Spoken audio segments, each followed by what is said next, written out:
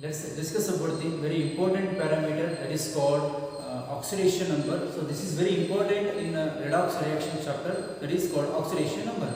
Let's define here the actual or apparent charge carried by an atom of the element of a substance that we are going to call as the oxidation number. So that implies very important here. When the compound has given, we have to find out what is the oxidation number of the central atom here. Let's find here. So before going to analyzing that oxidation number, some certain rules will be there. That is called the rules for calculating the oxidation number. So it is having their own some of the rules will be there. So let's study here. After studying these rules, we are going to apply some problems here. So let's start with one. So that ON is nothing but the oxidation number. Shortcut. The oxidation number of any element in its state is 0. That is called example hydrogen, nitrogen, chlorine. These are called elements. In its own state, they are going to be called oxidation number of these elements should be 0.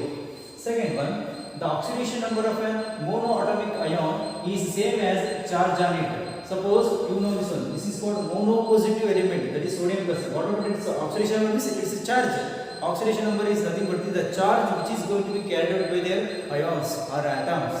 So here plus 1 will be there. So like this. Fluorine minus 1 charge will be there. Minus 1 I am going to write here. And O2 minus, that is the own charge, that is for minus 2. So like this we are going to find out here. Third one, the oxidation number of an hydrogen is always plus 1. Because hydrogen is most electropositive and it is containing only one electron. So that is always carrying the plus 1 in combined state, except in the metal hydride, that is containing sodium hydride and calcium hydride. So in that state, these hydrogen, when they are going to combine with the metals, they are going to act as a negative state. Why they are going to act as a negative? Because metals are highly electropositive compared to this hydrogen. Because hydrogen is containing only one electron in their outermost orbit. So when these combined in its own state, that is hydrogen molecule, in this state there will be 0. But what happens? And also the oxidation number of hydrogen is always plus 1. But in its combined with the metals, then that is going to form as a minus 1 state. So next one.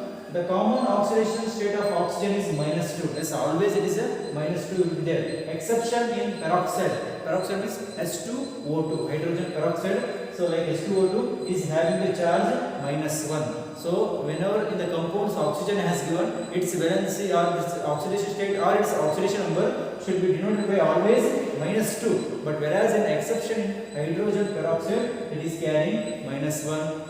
And in OF2, that is having the plus 2 charge, and in O2F2, that should be having the plus 1 charge.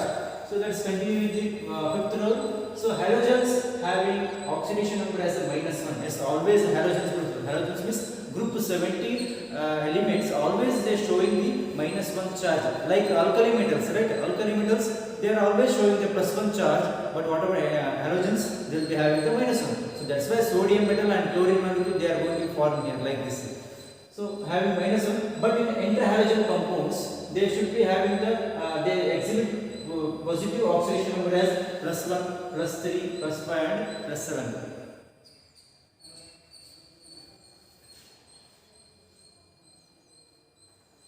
If we take an example, this is called ICl3. If I take an example for this one, ICl3. So here what happens?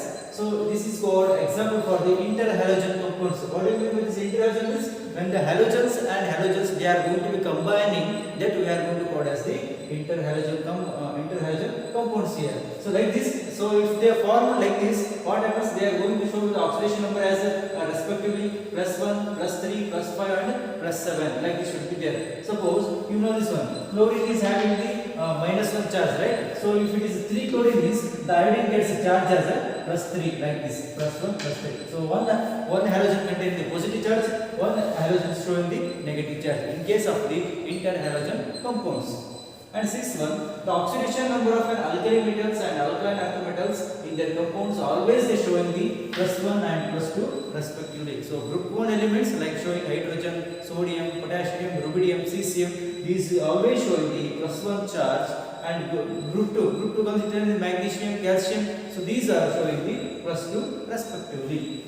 And the sum of the oxidation number of all the atoms in a neutral compound is always 0. So in neutral compounds, that oxidation number that is always negligible. That is, they are going to code as 0. So let's take an examples for this one later. The algebraic sum of the oxidation number of all the atoms in a polyatomic ion is equal to the charge of the ion. So whenever the polyatomic we are going to study in the examples, so the sum, we should find out the sum of the algebraic sum of the oxidation number of all the atoms, because each atom is having own respective oxidation number. We are going to adding them, sum of the oxidation number of all the atoms in polyatomic ion, that should be ion is equal to the charge on ion, charge on the ion. So these are very 8 rules are very important to solve any problems based on the oxidation number. Let's solve some problems based on the oxidation number when it is given in the compound. So let's start with simple problems. So first I am going to take an example, KMnO4. So in that one we are going to find out the oxidation number of the central metal atom. So now I am going to underline here. So this underline indicates that, so potassium and this oxygen, in between this one manganese will be there. So I am going to underline this mark by below this manganese. It does that we are going to find out the oxidation number of the manganese. So let's solve here. So first we should take here how to find out this one, let me tell you. So potassium which comes under the alkali metals, right? So sodium, potassium, and I have told that one rule, always so alkali metals and alkaline earth metals showing the +1 and +2 charge, right? So here it comes under the group 1 elements, so that should be having the +1 charge. I am going to write as a +1, and how many potassium will be there? Only one potassium plus.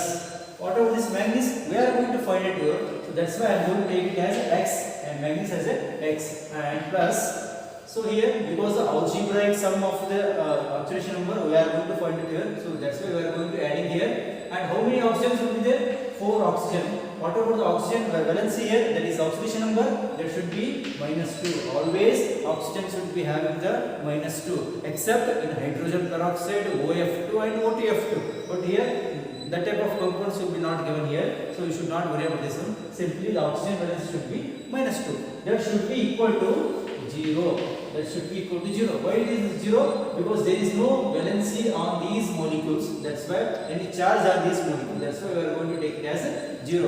If any ions will be there, so we have discussed one of the rule, right? One of the rule tells that in polyatomic ions, the algebraic sum of the oxidation number of all the atoms that must be equal to the charge which is going to be carried out by this molecule. That should be, so here there is no charge, that's why we are going to take it as a 0. So now multiply 1 into 1 plus x as it is. What about this one? Plus 4 into -2, that becomes -8. That should be equal to 0. What is the value of this x is equal to? X -8, that goes, that side is +8. Plus 1 becomes -1. That should be +7. Therefore, the oxidation number of the central metal atom in the manganese in this compound in K1O4, that should be +7 charge. Let's take one more example. So that is called K2Cr2O7. So this is in the similar way we are going to find out the oxidation number of the central metal atom, that is Cr2. So you know this, once again this is alkali metal has come here. What about its valency? +1. Always it should be having the +1. Why I am going to write 2? Because 2 atoms will be there, 2 potassium atoms will be there. Plus, what about this chromium? We don't know, so that's why we are going to keep it as X. But how many chromium atoms will be there? 2 chromium atoms. That I am going to take it as 2X plus. How many oxygen atoms will be there? 7 oxygen atoms will be there. What about its oxidation number? -2. Oxygen valency should be -2. That should be equal to 0 because there is no charge here. So let's solve here. 2 into 1, 2 plus 2x. This 7 into -2, that becomes -14 is equal to 0. Simple equation. When after this solving this one, you are going to get the x value as a +7. Sorry, it should be +6 because this -14, this goes to the right side, this that becomes +14, and this 2 comes here, +14 -2, that becomes 12. So therefore 12 divided by 2 is equal to +6. Therefore the oxidation number of the central atom that is containing here chromium, that should be having the +6 in charge. Next, let's take a simple example. H2SO4 hydrogen sulfate. Here let's see here valency what about hydrogen? We should not take it as a 0.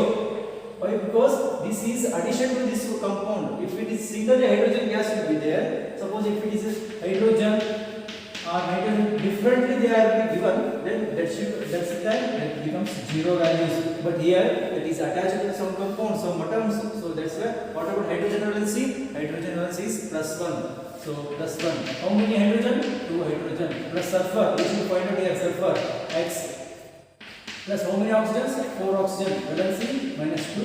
That should be equal to 0 here. So let's solve here. 2 into 1 2 plus x. 4 into -2 -8, that is equal to 0. X is equal to +6. So +6 will be the oxidation number of the sulfur in this H2SO4. Let's take one more example. HNO3. Central atom is the nitrogen. We should find out the oxidation number of the nitrogen element here. So let's take hydrogen valence will be 1 plus 1. How many it is containing hydrogen? Only 1. Plus nitrogen we should find out that we should take it as a X. Plus how many oxygens will be there? 3 oxygen. How much valency for this oxygen? That is -2. That should be equal to 0. Simple calculation, that becomes 1 plus x minus 6 is equal to 0. Therefore x is equal to plus 5. So let's take one more example. H3PO4. So we are going to take this underline as a phosphorus. We should find out the oxidation number of the central atom, that is called phosphorus here. So let's solve here. Hydrogen is valency once again +1. How many atoms will be there? 3 atoms. So 3 into +1 plus phosphorus we don't know. We should keep it as X. Plus how many oxygen? 4 oxygen. What about its oxidation number of oxygen? That should be always -2. Hence there is no charge here. I am going to take it as a 0. Let's solve here. 3 into 1, that is 3 plus x as it is, minus 4 into -2, that becomes -8, that should be equal to 0. So after this one, -8, this goes to right side, that becomes +8, and this +3 becomes -3. So now x is equal to +5. Therefore, the oxidation number of the phosphorus in this compound, that should be comes as a +5. Let's take one more example. Fe2O3. Here the central atom should be iron. So let's find out here iron. We don't know any oxidation number here. So let's find out here. So this is we are going to find out this X, that is called 2X should be there, 2 atoms, right? So what about oxygen? How many contain? 3. Its valency -2. That should be equal to 0. Let's solve here. 2x minus 6. That should be equal to 0. What about x value? X value will be +3. So look at this, all the oxidation number that comes as a positive values only. So let's take one more example, simple one. That is H2S2O7. We should solve the plenty problems will be there. So let's find out the oxidation number in the sulfur. I am going to do it directly. So this one I am going to write as a 2 plus 2x minus 14, that is equal to 0. Therefore 2x is equal to 14 minus 2, that is equal to 2x is equal to 12 and x is equal to +6. Therefore sulfur should be having the +6 in the oxidation number of this H2S2O7 compound. Let's solve some more problems. They are a different one. So let's solve here. So here we should find out the oxidation number in the manganese here. So that I am going to take it as x. And how many oxygen should be? 4 oxygen. What about its oxidation number? -2. That should be equal to, what is the charge which is going to be carried out by this one? That is called -1. Because minus will be there, that becomes -1 on the right, -1. Because the algebraic sum of the oxidation number of the atoms in a polyatomic molecules, that should be equal to its own charge carried by this molecule. So that is called x plus 4 minus 2 is equal to -1. So now that becomes -8 is equal to -1. Now this x is equal to +7, like this. Here also we should find out here sulfur is the central atom. So now I am going to take it as x plus 4 oxygen. What about valency? -2. That should be equal to -2. So therefore x minus 8 is equal to -2. Therefore x is equal to +6. So one thing you are observing that always any sulfur containing compounds, that should come as a value +6 only. So that you should note down here. So always the oxidation number should be +6 for the sulfur is the +6. And next we will take the Cr2O7 and also observe here manganese +7 and Cr comes, so obviously plus 6 only. That is 2x minus 14 is equal to minus 12 minus 2. After calculation, simple calculation, we are going to obtain the plus 6 only. And what is this hydrogen sulfate here?